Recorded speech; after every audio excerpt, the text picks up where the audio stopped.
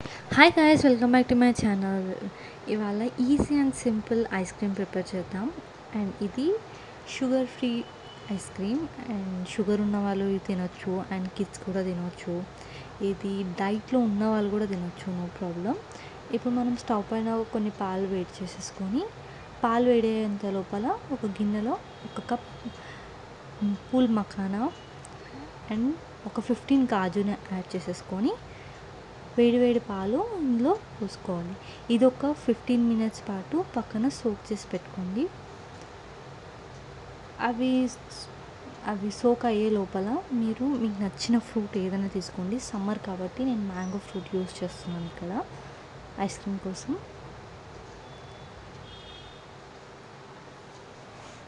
మీకు నచ్చిన ఫ్రూట్ ఏదైనా సరే కట్ చేసి పెట్టుకోండి, చిన్న చిన్న పీసెస్. చూస్తున్నారు కదా గైస్, ఇలా చిన్న చిన్న పీసెస్ కట్ చేసేసుకొని ఒక బౌల్లోకి వేసుకోండి.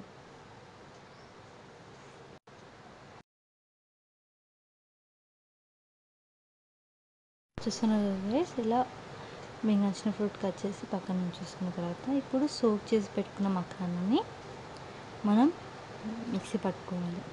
చూస్తున్నారు కదా ఎంత సోక్ అయిందో. ఇప్పుడు మిక్సీ జార్లో ఈ మఖానాని యాడ్ చేసేసుకోవాలి.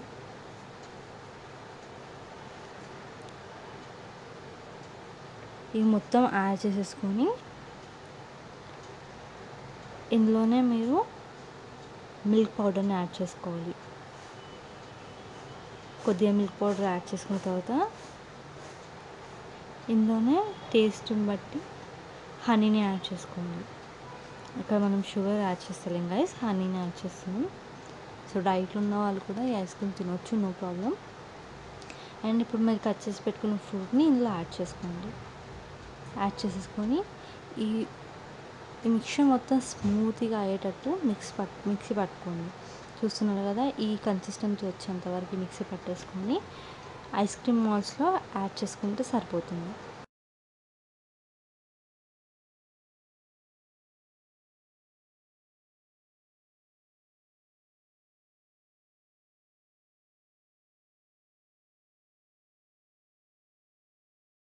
చూస్తున్నారు కదా, ఒక స్పూన్ సాయంతో ఇలా ఐస్ క్రీమ్ మాల్స్లో యాడ్ చేసుకొని అన్ని రిమైనింగ్ ఐస్ క్రీమ్ మాల్స్లో కూడా యాడ్ చేసేసుకొని ఇలా ఈ స్పూన్స్తో నేను క్లోజ్ చేసేసి ఇది డీప్ ఫ్రిడ్జ్లో పెట్టుకోవాలి.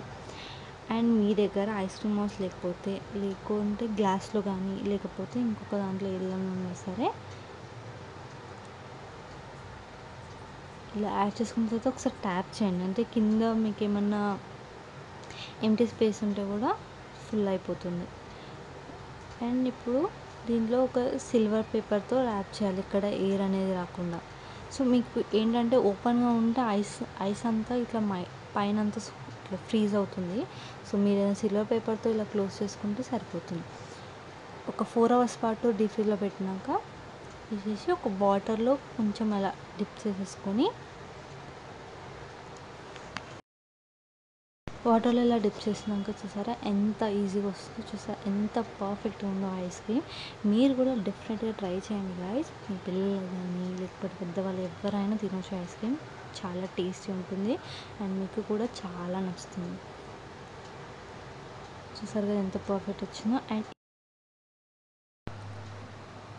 నేను ఇంకొక ఐస్ క్రీమ్ చేశాను కదా గైస్, సో అది కూడా ఐస్ క్రీమ్ మోడల్లో వేస్ట్ చేసుకున్నాను కదా, అది కూడా చూపిస్తాను. ఇది కూడా సిల్వర్ ర్యాప్ తీసేసుకొని కొంచెం వాటర్లో డిప్ చేయండి. లేదు అంటే ఇలా రోల్గా ఇలా అంటే వచ్చేస్తుంది. ఇలా రొటేట్ చేసిన తర్వాత మీకు ఐస్ క్రీమ్ ఎంత పర్ఫెక్ట్ వస్తుందో చూసారా. మీకు కనుక వీడియో నచ్చితే please do like and subscribe to my channel. Bye guys.